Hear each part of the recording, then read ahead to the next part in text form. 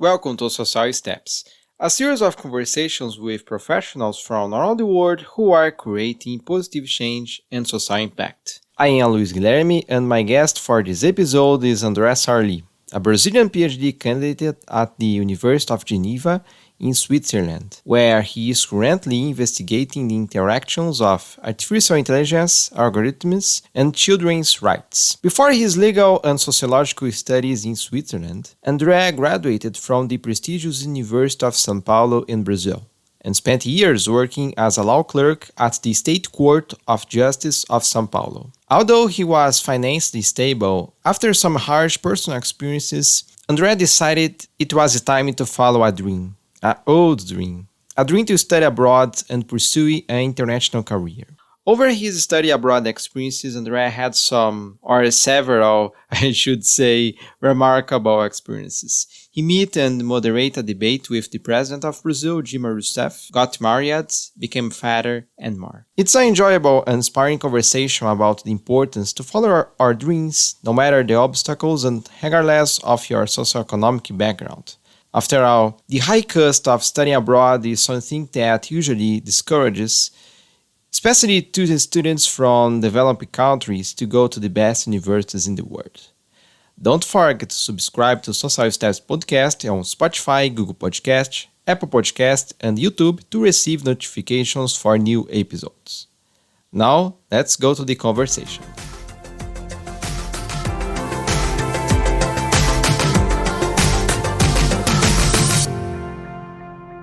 André, thank you very much for your time and attention. It's a pleasure to talk to you about your career, studies, and personal experiences in Switzerland. And to begin our conversation, I'd like to ask you some questions about your background. So, who is André? What led you to study law and sociology? And what are you currently investigating in Switzerland? All right, so my academic background is a bit diverse, but just explain a bit. I have to go back in time some 15 years ago, then why I choose law and why I choose sociology. At the time, I really wanted to work drawing. I always loved to draw, to make different designs, and then I envisioned my career as a designer, web designer, and for a while I worked with that, but then I start to feel like there is something else I want to do. I want to work and see how can we solve social problems, because I since my childhood, me and my brothers, my family, we face many hardships, many obstacles, we had many issues. So I wanted to explore how and why we face these issues, how to solve these issues, to come up with solutions for other people in the same situation as me. And so I thought to myself, I wanted to do international relations. I wanted to study social issues not only on the field of Brazil, on Brazilian hardships, but also how can we apply this internationally and globally. So I firstly envisioned myself doing international relations, but at the time I was not focused and I did not have the material, the mental conditions to be accepted in the university that I wanted. That was around 2004, 2005, and then I start working as a designer. Finally, I decided to muster all my strengths, my energy, and focus on another topic, on another major, which was law. I thought law was a very strong tool. At the time, I did not see law as an end per se, and then I decided to follow law with an objective to see how can law be used to solve social problems. But I was always interested not only as law in a procedural manner, in a manner of like thinking only about judicial proceedings, but as I said, how can we use law for solving problems? So I was always interested in other issues such as economy, sociology, philosophy, anthropology, history, even design, but I could not really pursue that. I could not go really after that because of financial issues, because of the hurdles that we were still following me during my this part of my career. The first thing I did after I started my law graduation, my law undergrad and grad, was to find a job. And then I got the first job that I could find, which was to work with civil law, procedural law, something in the end I started to like, and then I started to be accommodated.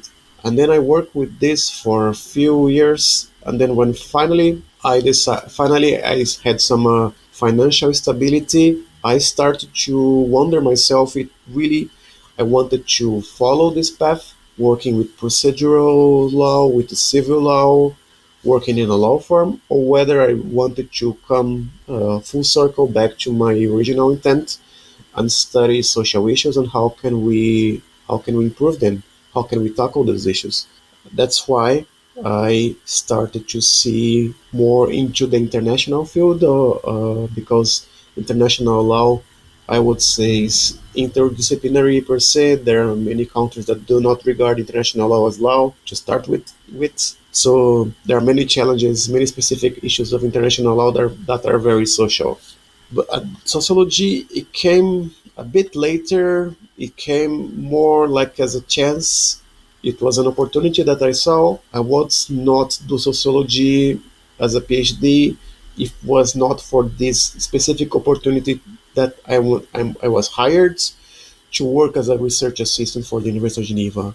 Of course, I was always interested in sociology, but I would say if I had the opportunity before to do another master or bachelor, I would do in economy, for instance. But then life is very interesting. Like how this happened to us. Law was by choice and sociology was by opportunity. So this is what led me to focus on those fields. Nowadays, I'm having to catch up with sociology because it's kind of a new field for me.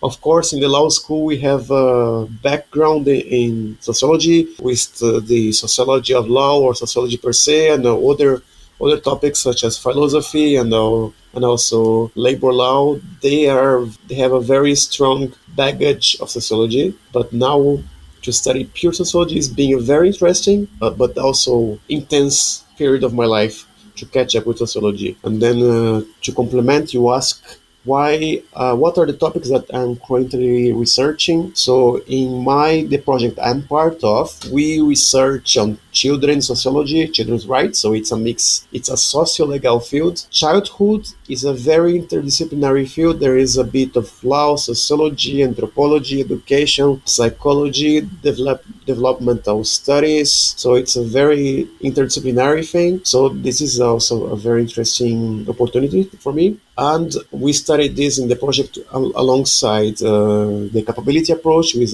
philosophy and development studies and economy as well, and sociology in general. But my personal topic, it's something that I'm getting more interested into. It's about artificial intelligence, about digital sociology, and a bit of law. So I wanted to study how children in the internet, especially vulnerable children in Brazil, which is somehow they are in between the digital divide. They are fully connected, but many of them are not connected in qualitative terms. How do they fare in terms of their images, their discourses about them? How do they interact with that? And this for me is mediated by algorithms. Your path is quite interesting, Andrea. You studied and worked in different fields. However, I feel I don't know if you feel the same thing, but I believe they are somehow connected. For instance, working with design requires creativity. And it's a skill or soft skill, as many people say, that is salient for successful sociological research, especially in your field that covers sociology and technology. Your field seems challenging to investigate. And by the way, congratulations on your approach. Being a creative person is not something we can learn in schools. So I imagine these past work experiences were important for you. Well, André, now you are studying in Switzerland. I have a couple of questions here. What motivated you to study in this country, and why did you choose the Graduate Institute and the University of Geneva? This has a lot to do with my journey of challenging myself, my journey of working on self-doubt and the imposter syndrome. Because of my background, because of the way I grown up, I was always self-doubting in many occasions, even though I managed to be accepted for the University of São Paulo, which is very well regarded in Brazil. That did not mean I was believing in myself as I should be. So this is a message that I wanted to tell to myself is when I was younger is believe in yourself. And so during my bachelor studies, I was interested in studying abroad, but I never thought I would be able to. One thing that was I was seen as an obstacle for me is my English. I was very shy. I was very not trusting my English. But then this was at the same time contrasting with my ideal, with my ambition to work in the United Nations and to work in the also solving international issues. So one day or another, I needed to challenge myself to say what do I need to do if I want to pursue these dreams. And then I decided, okay, I'm gonna give a focus. For instance, in my fourth year of my bachelor, I decided to take my holidays, 1 month of holiday just for the sake of studying English. And then the other year, I decided to be even more proactive. So I took 1 month. I borrowed money that I kept paying for 4 years just to go one month to the United States so I could immerse myself in an English speaking setting. And then somehow it paid off, but at the same time I was still self-doubting me. When I managed to finally have some financial stability, initially I did not want to go abroad anymore. I thought I could stay in a very stable job, but then many situations, many thoughts came to my head. For instance, the death of a very close relative of mine. The question, I start to see that life is really short. So after a while, I decided, okay, what's my dream and what do I need to go to do for my dream? I want to work at the United Nations. I work to work for an international organization. So perhaps the best thing I need to do is to do a master in another country. And I started to see, okay, where is the United Nations? Where are the international organizations sitting at? Which countries, which cities? The very first countries the most the places that have the most international organizations are New York or Geneva. I don't know why at the time, but I only initially look at Geneva. And I remember during my bachelor studies seeing this folder about this particular institute that looked very interesting and promising. And at the time, I did not pay a lot of attention.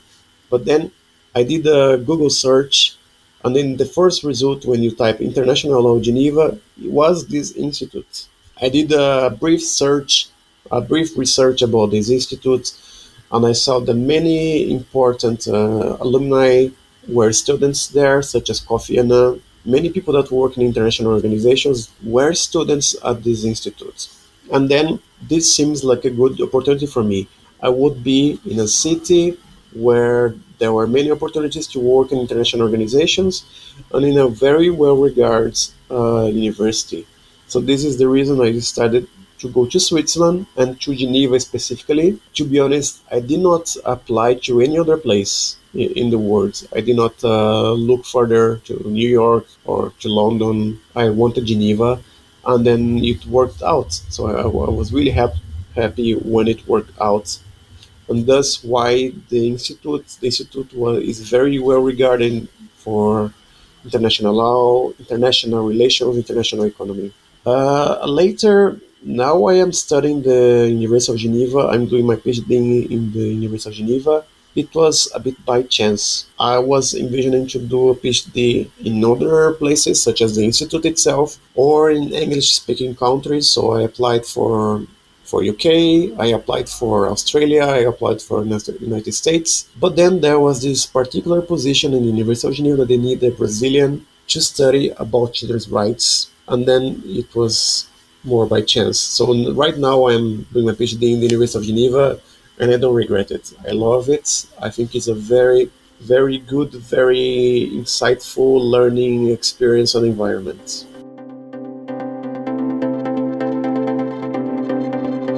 You have experience in prestigious institutions, Andrea. Let's imagine that someone who is listening to us wants to study in Switzerland. This person has this dream to study abroad as well. What advice would you give about the application process and ways to get funding? A scholarship, for example?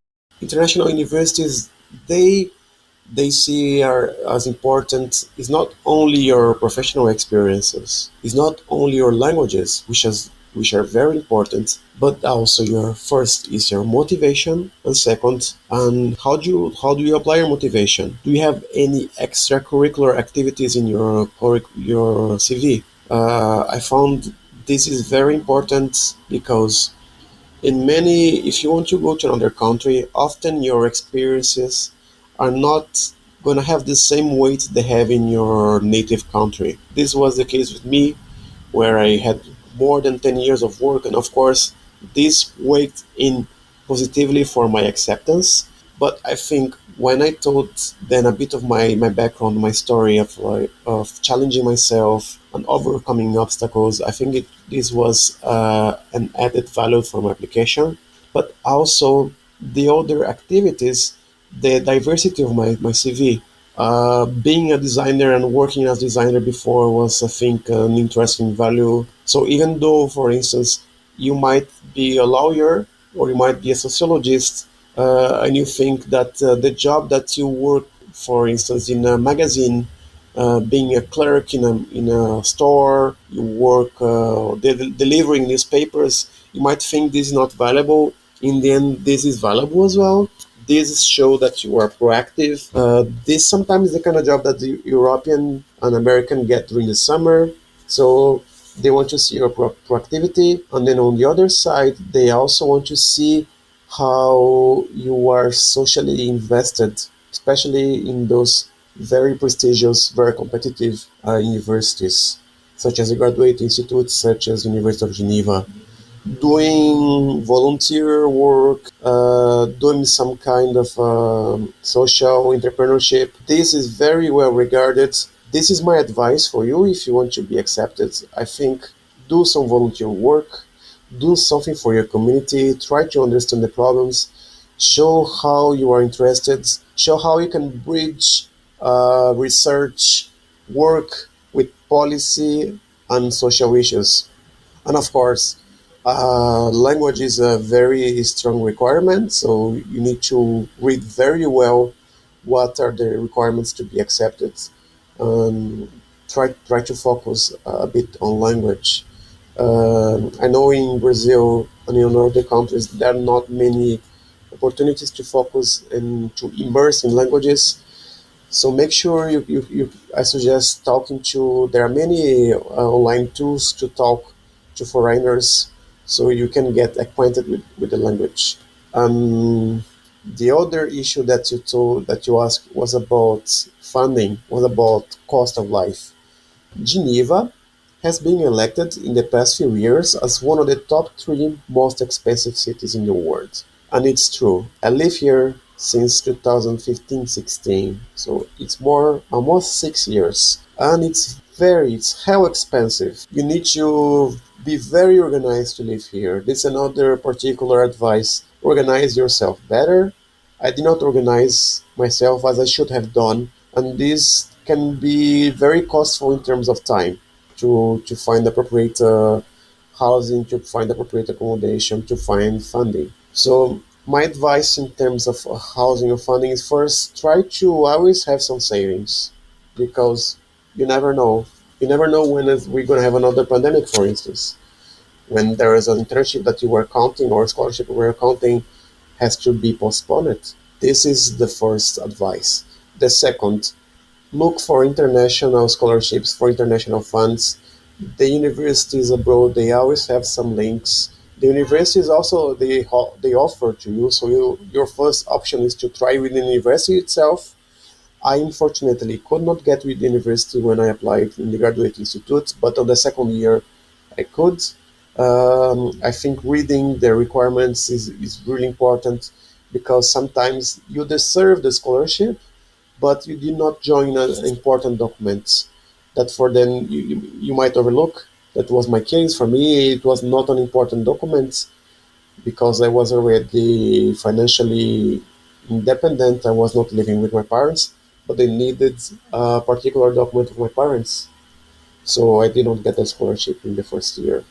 But then on the second year, I managed to get. So I think it's important you pay attention to the requirements, apply for the scholarship of the university. There are some organs that give specific scholarships. There are many foundations to study in the United States. So look for this. But then you can also think about working for or in the university too. That depends on the arrangements of the country. In Geneva, if you are a foreigner, you can only work after 6 months if you're not European. So that's why I say savings are really important. But working is always an option. The not so good side about working is that you cannot fully focus on the studies. If you can, at least in the first months, have some kind of funding, scholarship, your own self financing, go for it because work opportunities, I think everybody will need to have. I think it's important. Try to situate where you are in terms of funding. I believe it's important to check those countries where you can study and work. In such places, although you may not get a full ride scholarship, maybe you can work to pay your tuition. It's possible in Switzerland, apparently. And regarding the academic culture, Andrea, how is the relationship between the professors and the students? Are there more debates, lectures, 50-50? Okay, on the relationship between the professors and studies, I think the level of intimacy is hard to reach a very close level of intimacy. I would say the professors they don't put very strong obstacles for you to approach them, but they are always very busy, and you are the one that has to initiate this kind of approach. To compare with other countries where the teachers they came to know what you're interested in, they get interested in your profile and they message you. I think on abroad, I think in Switzerland, you are the one that has to approach them. Sometimes you have to approach them with an intent. I think I found it a bit hard to come up with some kind of a small talk with them because they are always super busy people. And so the professors and the graduate institutes they are very nice, but they are very busy. They always are doing something very important. So this is also explained by their tight schedule. They are, as I said, they are very approachable, but you need to mind of that they are being sometimes approached by more than 1,000 people that wanted to be supervised by them in master, in PhD, recommendation letter. This is, I think, this is also the same case for University of Geneva. That I'm approaching the professors. It takes a while, and but once they get to know you, it becomes a bit more informal. It's never as informal as in Brazil, for instance, where the teachers can be more close to you. But one thing that I think is really interesting is that in my experience in the University of Geneva is that the professors they don't try to put a distance in terms of hierarchy. They often discuss with you like you're an equal. So they are open to suggestions. They wanted you to be valuable, a very productive member in terms of science. So I think this is really interesting. In some other countries, in some other jurisdictions, I think some teachers they might try to impose some kind of distance, hierarchy, and this is something I dislike. So this is a very strong incentive in those countries to do research to come up with something innovative with something new. The classes, they put us a good emphasis in debates, in seminars, in group works, in projects. Of course, we have the standard closed test, closed exam, textbook exam, but we have many instances where we should have a project group. We should apply our knowledge to particular issues. So I think it's balanced. They are always trying to get something new, to have for instance, we have particular classes just for debates, particular classes just for group works, and for me this is an interesting way also to get acquainted with your fellow classmates. But they are always trying to do something new. This is a very interesting perspective as well. That's interesting, Andrea. In fact, I know many people who go to Switzerland to get internship opportunities at the United Nations and other international organizations. Well, are there internships for graduate students in Switzerland? Have you got any internships or part time jobs? Thank you, Luiz. I think this is a very important question for anyone that wants to study in Switzerland. I think because, as I said before, funding, financial, the cost of life in Switzerland is very high. So there are internships for graduating students in Switzerland. Nowadays, there are requirements for international organizations, for NGO. You must either be a student, and then the particular internship has to complement your studies, or you must be a recent graduate. So I think on the other side, this can be a bit challenging. I would even say unfair for students that they are in Geneva in Switzerland more than 2 years and they graduated a few years ago. They cannot find those internships because they are only for students or recent graduates. But this also creates some kind of more opportunities for people that are only starting their career now. I think there are many international organizations in Geneva, not only Geneva, in other cantons of Switzerland. In Lausanne, for instance, you have many organizations related to children's rights, to sports. In Zurich, you have many organizations related to finance. So there are many opportunities. But you can also work for the university. Many universities they have some kind of student jobs to work with administrative tasks, to work with events, to work in particular research projects, and this was my case. My first job, the Graduate Institute, was also to help in events. I was passing the microphone. I was helping to address questions, to organize the event, and I think it was an interesting opportunity. Later, I also worked, believe it or not, cleaning windows, and this was a student job. I was helping. I was helping someone to clean the windows of the student accommodation. This was a lesson for me. I learned how to clean windows, but I got paid more than when I was paid as an intern. To be honest, um, and later I also worked for particulars one short-term projects. For instance, one event in the United Nations. I also had an experience. It was not an internship and it was not paid, but I was working for the student association. It was a very intense and interesting opportunity. And nowadays, I'm having a research experience. So even if you are a master, you can also be hired to be a researcher. It can be a short term or long term. In my case, I'm a long term researcher. This is a part of my PhD, actually. So out of my work time, 60% I should devote to my research, and 40% I should devote to my PhD. Yeah, and this is very this. I think if you are interested in academia, go for it. Go try to find a research position. It's easier to find if you are a PhD student than a master student. I was wondering about your classmates.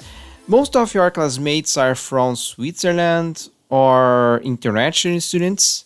In the Graduate Institute of International Development Studies, the majority of the students they are not Swiss. They are international students. I would say there are very strong representativeness of American students, Latin American students, Brazilian students, Chinese and Indian students. and European students as well. Unfortunately, I don't see many African students, but that's linked with social constraints.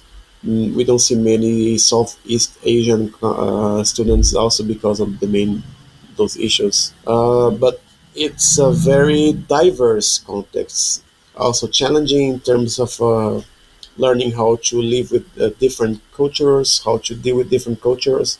In the institute, in the graduate institutes, in the beginning of my master's session, we had a specific class on how to deal with the intercultural differences.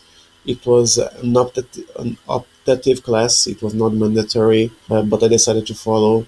And it was important for me because I did not realize, but coming from Brazil, you have so many discourses, speeches, so many ways of thinking that we take for granted that we did not know. So many ways to the way we port ourselves, the way we behave, the way we make jokes, the way we make to talk to other people, the way we are informal, for instance. I had some interesting experiences where this become an obstacle, or this become a kind of funny situation. And speaking of the culture, what are the remarkable things you discovered in Switzerland, Andrea? We must not come here assuming certain things. I think you cannot come here assuming that every Swiss person is cold, that they are not emotional people, because there are some kind of preconceptions for European and Swiss people in general. So don't come with these kind of assumptions. Don't pay too much attention to the stereotypes, such as Swiss people were very precise. They are always on time. I don't think this is important in the end. I think of some remarkable things that I did not know about Switzerland. I had some idea before. Is the language differences. It also come with some cultural differences. We have the German part of Switzerland. We have the French part of Switzerland. We have the Italian part of Switzerland, and they always carry a few things from the country that they are neighboring of. So we have some kind of French culture, but at the same time, I believe that Swiss, they don't want to be seen as French. The, the Swiss that live in this part of Switzerland, and they also the Swiss German, they don't want to be seen as German. Switzerland is a kind of, they are very proud of their own nationality. They are very proud to be in Switzerland. They are proud of their political system here. They have every year we have 3 to 4 referendums, so it's a kind of direct democracy. Some things I wish I knew more was how the language is very important in the end. Depending on where you're going in Switzerland, you might try to focus more in French, German, or Italian.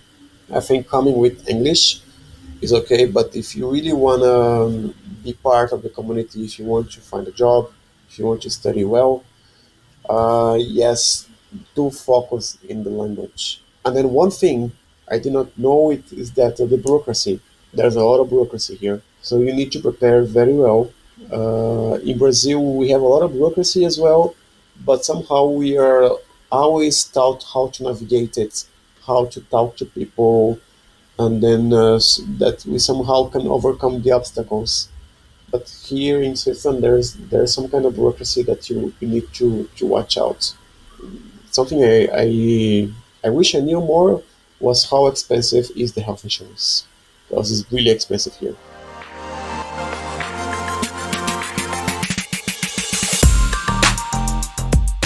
Have you faced any tough times over your studies in Switzerland?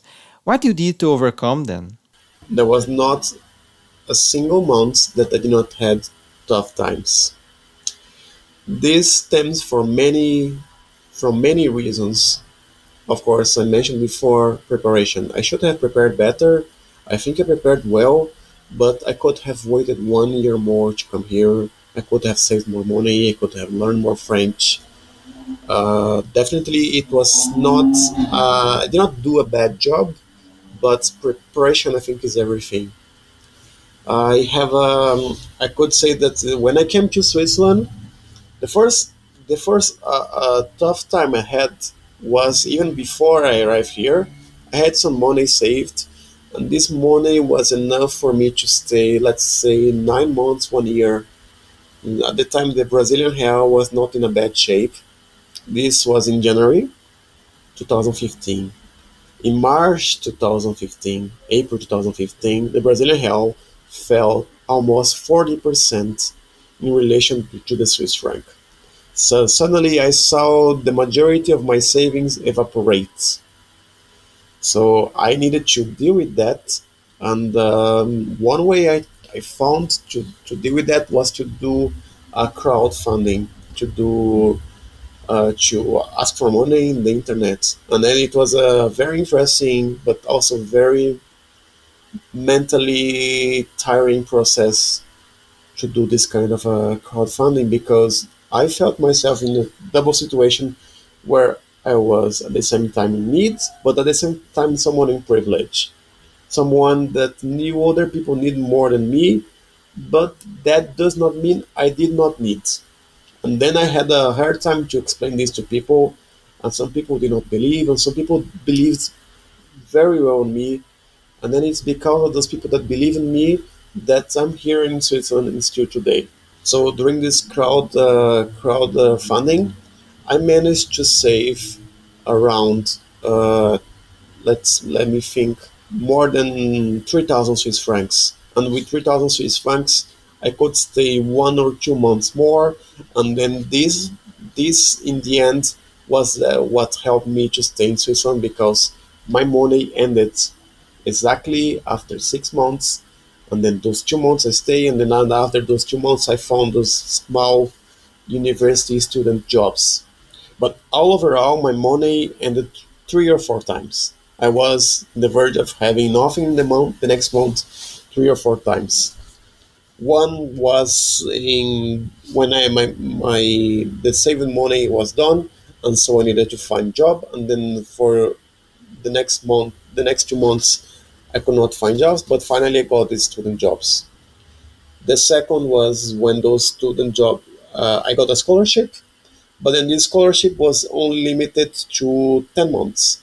So after a few months before my graduation, my scholarship ended, and I thought I would find some summer jobs that would pay me enough that exactly how I found the summer jobs in the first year.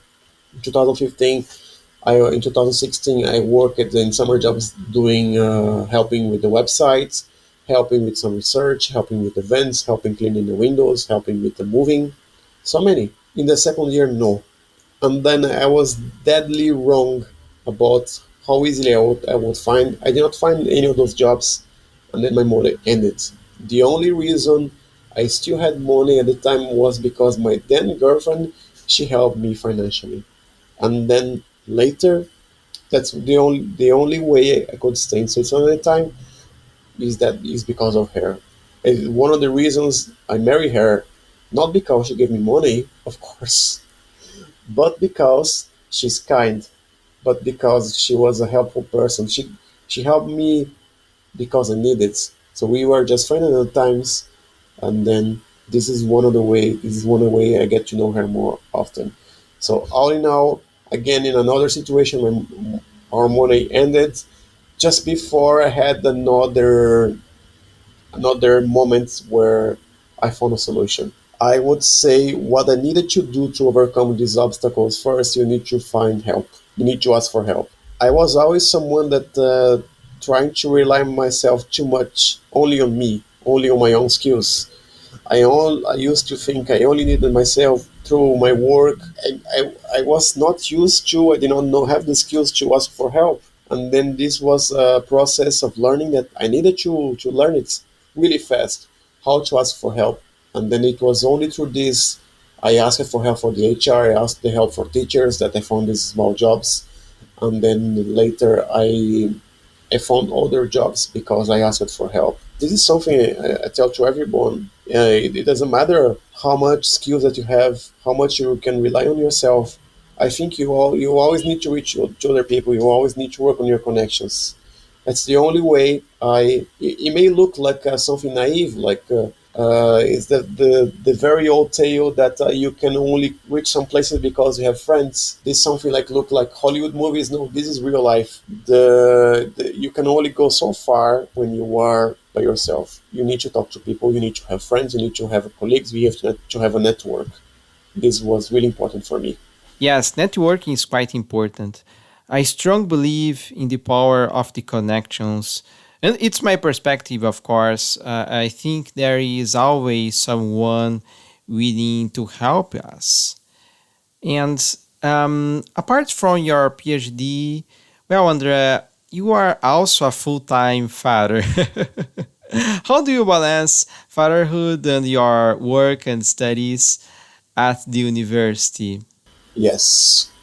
I'm using to tell my friends that I have three babies. My first one that was born in 2018, the second one that was born this year, 2021, and also my PhD. That I did not realize it's a baby until recently. So it's like I have to juggle those three babies. It's interesting. When I was a kid, I always wanted to have to be a father, so I could play with my kids. I could teach them interesting stuff. But as I grew old, this I also grew out of these kind of ideas. I did not want to marry or be a father at all. I only envisioned myself working and then having a companion for my life. But then it happened, and then I'm glad it happened because I think I never been so happy. One of the reasons that I work happy and that I feel someone that knowledge. I'm someone that I realized my own. I can measure my own success is through my kids. They made me happy. They give me strength to go on. So this is a kind of thing that I'm glad I got into. On the other side, but not in a negative side, is how to balance that. I think my first answer is that you don't balance in the beginning. You need to find a way. Sometimes you need to work on a very unequal different hours in the nights. Sometimes you don't work. Sometimes you need to focus more on your kids. I would say you need to find your own rhythm according to your kids. It took me a while. After 1 year with my firstborn, I start to finally enjoy things in a way that I could find a balance. But and in the beginning it was a bit struggle, but now it has taught me some valuable lessons in organization. This is something that I'm working recently. I need to organize myself better, and this is because of my kids. Because when you have kids, you never know when you need to get them early from the daycare, when you need to bring them to the doctor, or when you just want to stop everything and play with them. So you need to give yourself this kind of time. This is also a lesson of giving yourself some slack, giving yourself time to rest, to do other stuff. So nowadays, time is something that I did not used to value as much when I did not have kids. Now I value a lot. I give organization is everything if you want to balance fatherhood, the work and studies. Well, Andrea, despite the tough times, there are always delightful moments. You meet people from different countries, travel to different parts of Europe, and you had the opportunity to meet the former president of Brazil, Dilma Rousseff. I imagine this experience was unforgettable. How was that? What is like to speak with a former head of state? This is a question that I could talk about this experience for ages. I could write a book about this experience because it was really intense. It started around when I was in my first year as a master student. I because I had some experience, I wanted to be more active. I decided to run to be the class representative for my law batch for our cohort. And then I was elected mostly because I think the other students were not that interesting, or they did not think it was that an issue. But for me, it was something important. For me, it was really important, and I wanted to be. So I wanted to apply some leadership skills. I wanted to organize stuff, and I thought I had that opportunity. And then later, I came to know. about the student association. I did not pay attention to the student association in the beginning, but I found their work really interesting. It's like in Brazil, the student association in universities, it's very strong entities in general, very active entities in general. And I wanted to be part of the Brazilian student associations. In the University of São Paulo, for instance, our student association is very active. They are very hands-in. They work with many social issues, and it was kind of a thing that I felt bad that I wanted actually to be a leader in this association. And then in Geneva, when I was in the second semester, in the end of the first year of a master, just a reminder that have a master that's 2 years. There was an election, and to be president and vice president of this association. And I had many friends in the association. And interesting thing is that it was just 1 or 2 days before the last day to apply to be a candidate. Nobody was applying to be president. Nobody. I don't know. I think at the time people did not give many did not give a lot of attention to this organization. They did not think it is important, even today. And then I felt it was a pity because I had friends and they are doing such a good work. But I was shy. I was not, even though I was some kind of a leader of my class, I was shy. I did not see myself being the president. And people did not believe that I would try that. And I also had some kind of self doubt in terms of my English. And so, if I wanted to be a president, I needed to be very courageous and I need to talk in public. And I decided, you know what? I will try it. I decided on a win. I will try it. I don't care. And people thought I would try to be vice president for master students, not president, because I was shy, because I was someone that not very active in terms of engaging with students that were not from my law cohort. Well, they were surprised, very surprised, because my campaign was very active, and then I was elected. And then, as a result of this, I became very active in many fields. I wanted to be part of everything. So I had this chance. It was very lucky of me that in the year that I was president, Dilma Rousseff, the former president of Brazil, that was impeached in a very, I would say, shady procedure. She was invited to go to the institute, and then the institute thought it would be interesting to have a student to mediate the event with her. And then they thought it would be interesting to be a Brazilian. And then, oh, what happened? There's a Brazilian that's the president of the student association. So they invited me to moderate the event, and they also invited me to organize an event only for the Brazilian students and some teachers and some other Latino students. And I would say that week in March 2017, when Dilma was there, was one of the most intense weeks of my life because I was juggling my own studies, I was juggling exams, I was juggling organizing this event and dealing with all sorts of demands from the participants in the events with the Brazilian. And I was also preparing to moderate a panel that would be seen by the whole world. Dilma Rousseff, the president of Brazil, and I was gonna be helping to interview her. So it was, for me, it was a very contrasting. It was a moment of epiphany for someone that always doubted himself, for someone that never thought I would go far. And other people, when I was young, never thought I would go far to be in the same room interviewing the president in the same level, relatively in the same level. I would be there. It would be me. I was the president and I was talking to the former president.